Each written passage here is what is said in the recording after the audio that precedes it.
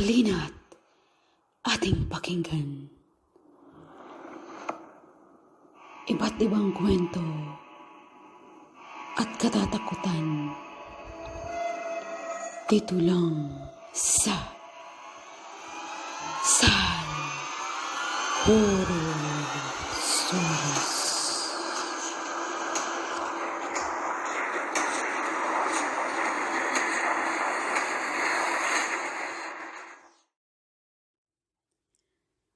Bago ko po simulan ang kwento natin sa gabing ito, ay nais ko po munang magpasalamat sa lahat ng mga tumatangkilik sa aking mga stories. Alam kong di ako expert pero I'm trying po talaga para sa inyo. Sana ay patuloy po kayo sa pagsuporta sa channel natin at huwag na magsawa. Maraming salamat po.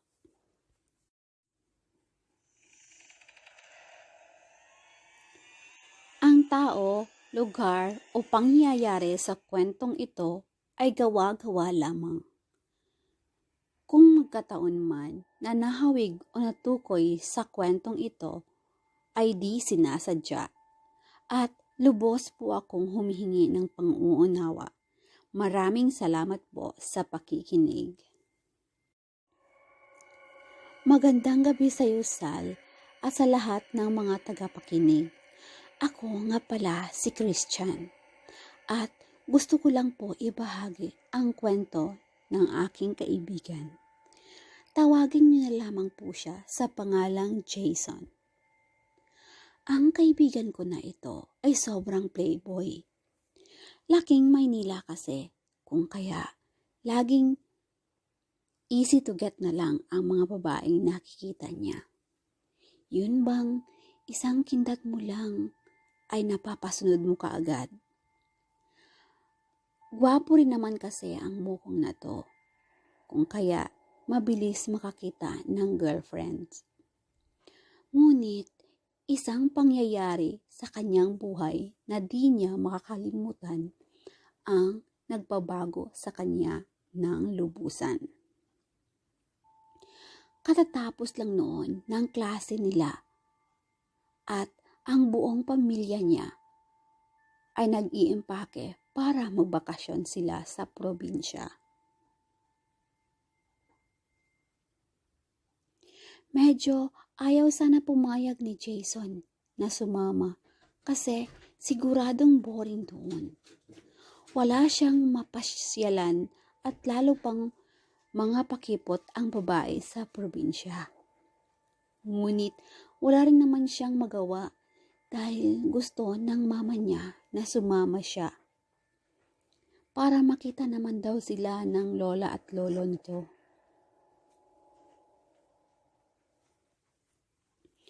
Kung kaya, napilitan siyang sumama at dahil wala naman siyang pake sa mga babaeng naiwan niya sa Maynila, ay di siya nagpaalam sa mga ito. Para sa kanya, ang mga babae ay palipas oras lamang. Mga ilang oras rin ang biyahe nila. Malayo pala ang probinsya ng mama niya. Sakay daw muna sila ng barko at magbus. Masaya pala ang magbiyahe. Baliktad iyon sa ini-expect niya. Marami kang makikitang chicks at dahil nga sa taglay niyang karisma, ay di maiwasang may mga nagpapapansin sa kanya. At isa na nga doon ay si Lina. Kinatuwa naman ni Jason dahil maganda rin naman ito. Pwede na niyang palipas oras. At nalaman nga niyang ilang baryo lang pala ang pagitan ng lugar ng lola niya at ng lugar nito. Ayos, makascore naman ako sa isip-isip pa ni Jason. Sa buong biyahe ay kausap niya ito. At nagbigayan naman sila ng cellphone number. Masaya ang naging biyahe nilang iyon di man lang siya nakaramdam ng pagkabagot dahil palakwento rin pala si Lina. Lumipas pa ang mga oras at narating na nila ang bahay ni Lola. Marami ang mga relatives nila doon at may pakain pa. Nagyakapan at nagkumustahan ang lahat. Matanda na nga talaga si Lola at Lolo. Mga nasa 80s na ito, pero malakas pa rin ang mga ito. Pagkatapos na maghapunan ay nag-inuman silang mga lalaki. Samantala, ang mga babae naman ay nagkukwento-kwentuhan. Hanggang sa mga 9:00 na ng gabi ay paisa-isa na silang umuwi. Naiwan na lang sina Lolo at Lola at sila Jason. Medyo inaantok na rin naman kasi siya at pagod, kung kaya diretso na siya sa kwarto na inihanda ng lola niya para sa kanya. Kasama niya doon sa kwarto na yon ang nakababata niyang kapatid na si Jordan. Nakahiga na siya nang maalala niya si Lina. Mula nang magkahiwalay sila ay di man lang ito nagparamdam sa kanya. Nang ipatong na niya ang cellphone sa tabi ng mesa ay nakarinig siya ng mahinang huni. Para itong manok na inahin. Parang di naman natakot. Nakakatakot ang huni na iyon. Pero ewan kung bakit nananayo ang balahibo ni Jason. Aba, ang bilis mong makabalita na may bagong dayo dito ano. Wag dito, wag kang mangistorbo, doon ka sa iba. Narinig pa niya na sabi ni Lola Isme. Nagtaka naman siya. Ay di na lang siya nag-usisa pa dahil sa tuluyan na siyang nakatulog. Dahil rin siguro sa pagod sa biyahe. Maaga pa lang ay nagsipagising na ang mga tao sa bahay na iyon. Gusto pa sanang matulog ni Jason, pero tinawag na rin siya ng nanay niya para mag-almusal. Nang tingnan niya ang CP niya ay nakita niya ang text ni Lina. Good night, mahal. Nag-text pala ito sa kanya kagabi. Napangiti siya nang mabasa niya iyon. Mahal na agad. Grabe, kahit pala sa probinsya merong mga ganun. Maya-maya ay tumawag pa ito. Hi Jace, musta ka na? Namiss kita. Kailan mo ako bisitahin dito, mahal? Sabi pa nito. Di ko alam, Lina. Di pa kasi ako sa ulado sa lugar dito. Sagot naman niya. Sige, magkita na lang tayo sa plaza, Jason. Ako na lang ang pupunta dyan. Sagot ni Lina. Nasiya naman si Jason sa naririnig. Manina ang lumalapit sa kanya. Di pa ba niya tutukain? Nagpaalam muna siya sa ina bago kinausap ang pinsan na magpasama siya dito papuntang plaza. At nang makarating sa plaza, ay nakita niya kaagad si Lina. May kasama rin itong babae. Inaya siya ni Lina na pupunta sa bahay nito at agad naman siyang pumayag. Gusto niya sanang pauwiin na lang ang pinsan niya dahil gusto niyang masolo si Lina pero ayaw siya nitong iwan. Mahigpit daw kasi ang bilin ng lolo niya na wag siya nitong iwan. Kung kaya kahit na inis ay hinayaan na lamang niya. Isang sakay lang naman ng jeep na iyon at may lakarin sila ng ilang metro ang layo bago makarating kina Lina.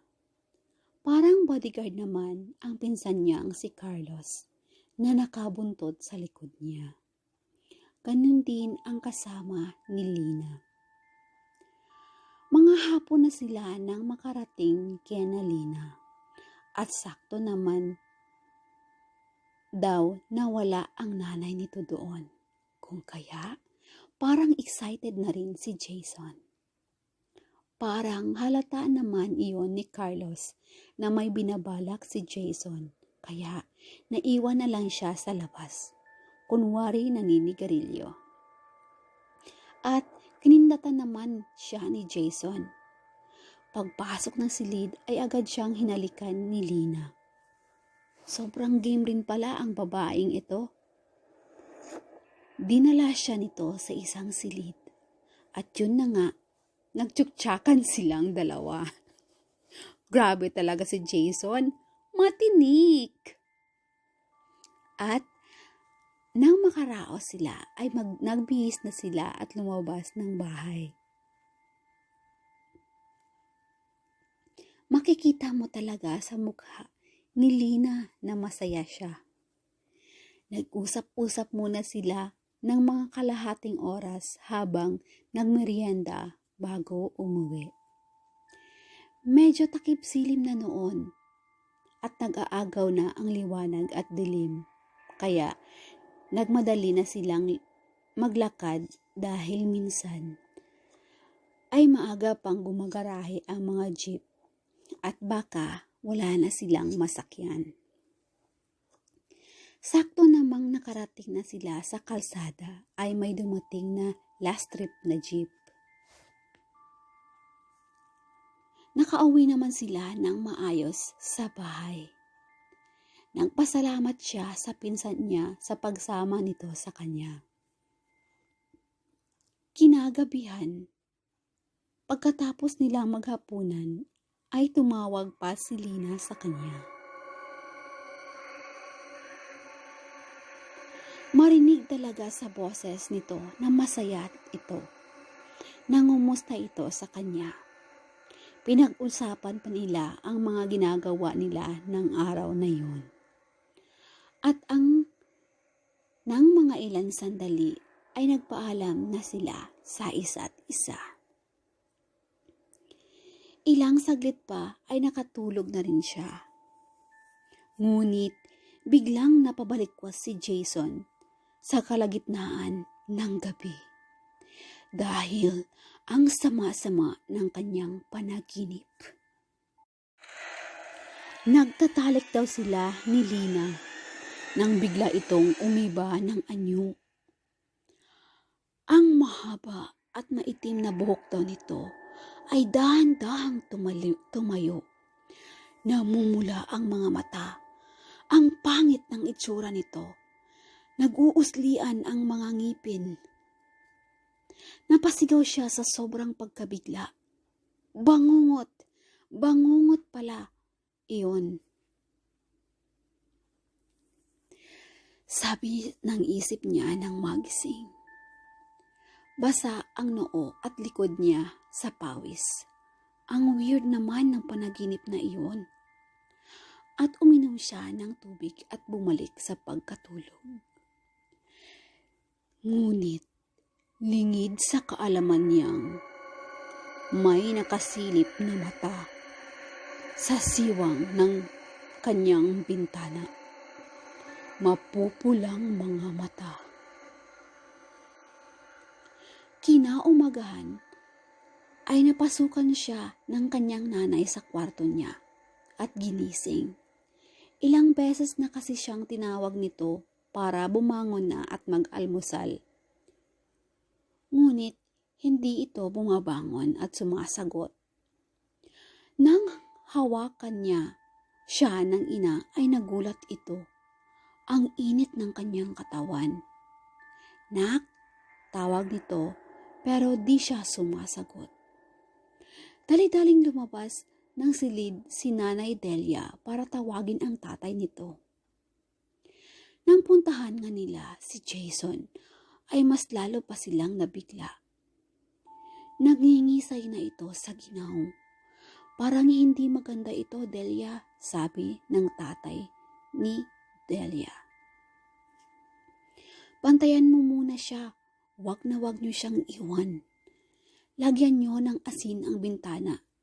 May pupuntahan lang ako. Babalik ako kaagad. Dali-dali namang sumunod sina Nanay Delia sa bilid ni Lolo Simon. Labis ang pag-alala niya sa anak. Di niya alam kung ano ang nangyari dito. Mga 2 oras rin ang lumipas ay bumalik na si Lolo Simon. Nakita niyang kasama nito ang kaibigan nitong si Lolo Dario. Malapit na kaibigan ni Lolo Simon. Ang pagkakaalam ng marami, si Lolo Dario ay isang manggagamot lamang. Pero ang totoo ay isa siyang babaylan. Ang babaylan ay isang salitang katawagan para sa mga katutubong Pilipino, manggagamot at pinuno ng pamayanan. Sa tradisyon ng Pilipino, isang taong may kakayahang gumamot ng kaluluwa at katawan ang mga babaylan. In short, sila ay mga tanyag at may kapangyarihang gumamot ng mga may sakit. Pagpasok pa lang nito sa bahay, ay napailing na kaagad ito.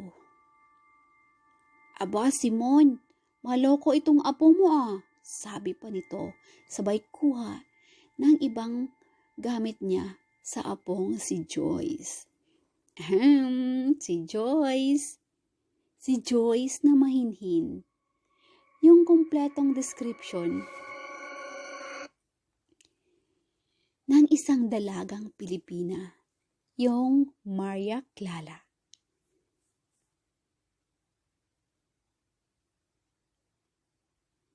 Pinalaki kasi ng isang babaylan, kung kaya matinong bata.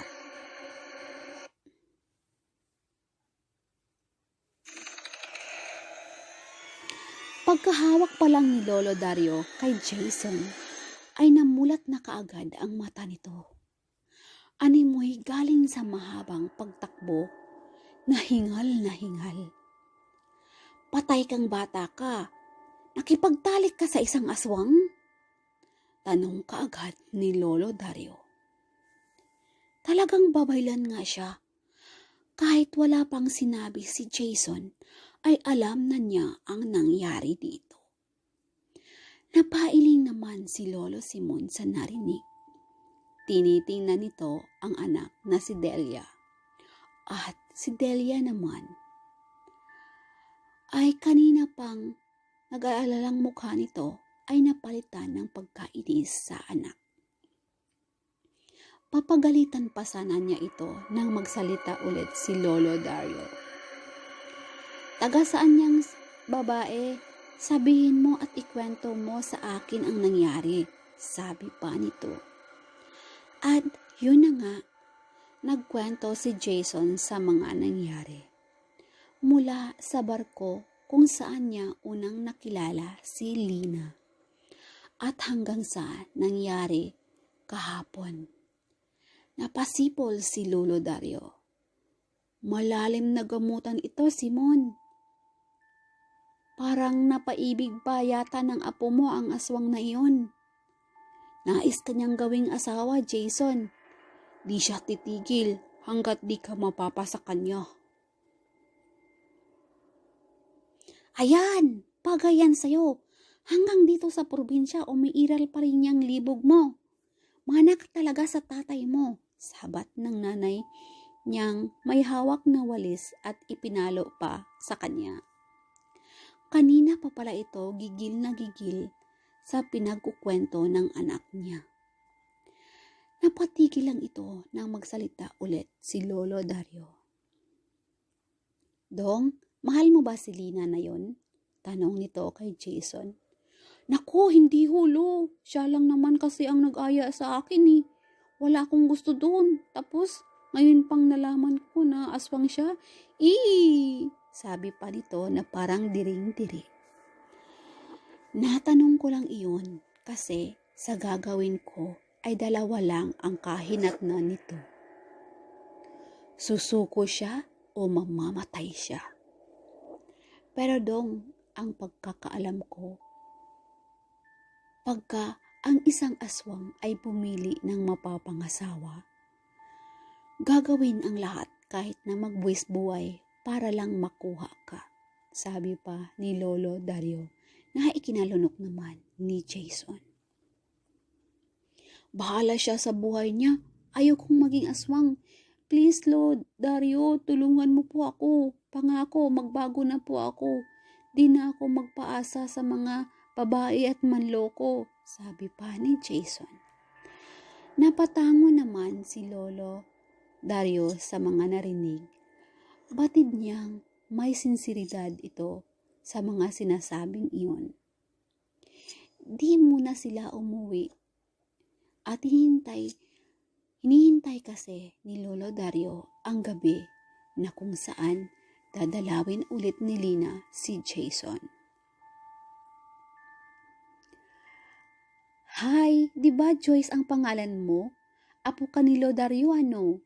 Ang ganda mo kasi at ang amo ng mukha mo. Parang di ka apo ng isang mabagsik na babaylan, sabi ni Jason nang makita niya si Joyce sa kusina at nilapitan niya ito. Ang ganda ni Joyce, para itong artista, ang kinis ng balat. Hoy, magsalita ka naman dyan oh, para naman akong tanga dito eh, sabi pa niya. Ngunit wala siyang narinig mula dito. Kikilitiin sana niya ito nang biglang nagsalita si Lolo Dario. Ikaw na bata ka, huwag mong hawakan ang apo ko. Kahit matalik na kaibigan kami ng lolo mo, di ako magdalawang isip sa'yo. Baka gusto mong labasan ng uod yung anaconda mo ha? Sabi pa nito kay Jason. Sa pagkarinig noon ay tumakbo ito palabas ng kusina. Nakangisi naman si Lolo Dario nang makitang natatawa si Joyce. Sumapit na ang dilim at nagsipaghapunan na sila ng maaga. Nakahanda na sila sa maaaring mangyari sa gabing iyon. Kabadong-kabado si Jason. Dahil sabi ni Lolo Dario, ay dadalawin ulit siya ni Lina. At akitin. Yak! Ayaw na niya kahit tingnan man lang ito. Sa sala natulog si Lolo Dario. Si Joyce naman ay sa kwarto na inuukupa ni Aling Delia. Ayaw pa sanang matulog ni Jason na mag-isa dahil sa takot siya sa aswang si Lina. Ngunit ang sabi ni Lolo Dario ay dapat na mapag-isa siya sa loob ng kwarto. Mga hating gabi na siya nang makatulog dahil nga sa kakaisip sa mga maaaring mangyari. Kakapikit pa lang ng mata niya nang maramdaman na may kamay na gumagapang sa kanya. Gusto niyang umupo pero di siya makagalaw. Nang iminulak niya ang mga mata ay nakita niyang nakapatong na sa ibabaw niya si Lina. Ang aswang na si Lina. Nakakatakot ang mukha nito. Ang hahaba ng dila na naglalaway pa.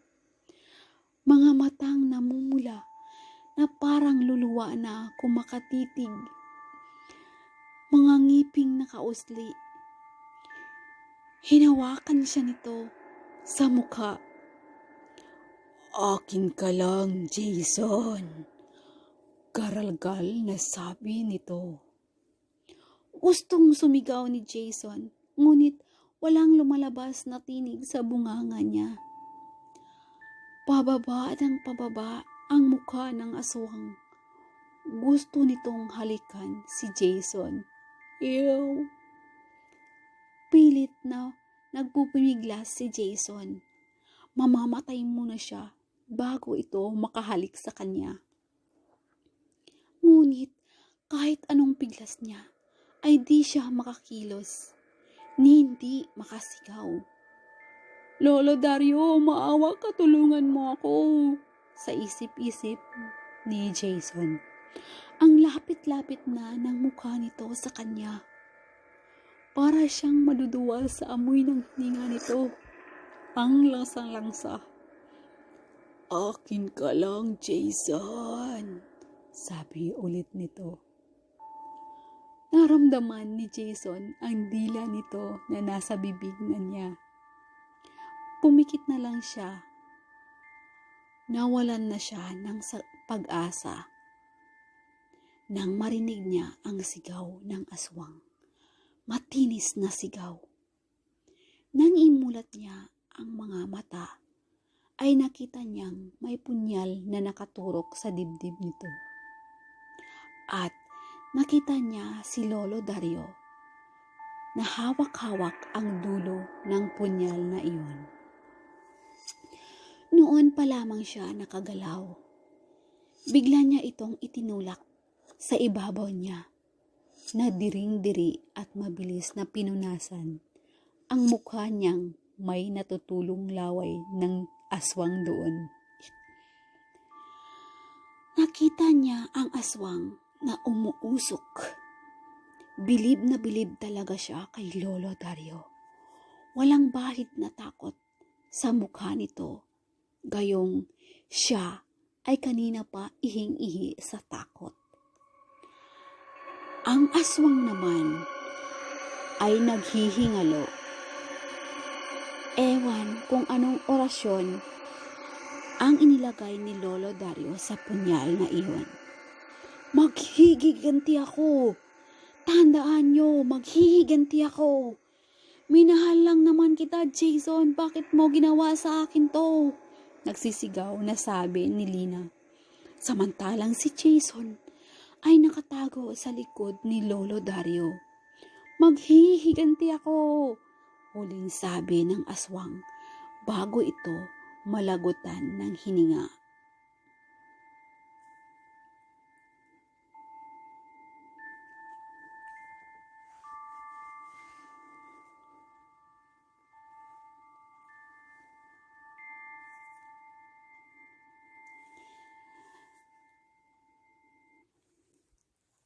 Sana nagustuhan nyo ang kwento natin sa gabing ito. Abangan nyo po ang part 2 nito na kwento naman ni Joyce at ni Jason. Yup, napag-isipan ko na po na dugtungan ito ang kwentong ito ni Joyce at ni Jason na ang title ay Ang Aswang versus Ang Babaylan. Maraming salamat po sa pakikinig. Kung gusto niyo pong mapakinggan ang iba pa nating kwento, just click our logo, Share Aloud Vlog, and click your channel. Pagkatapos, click nyo rin po ang playlist.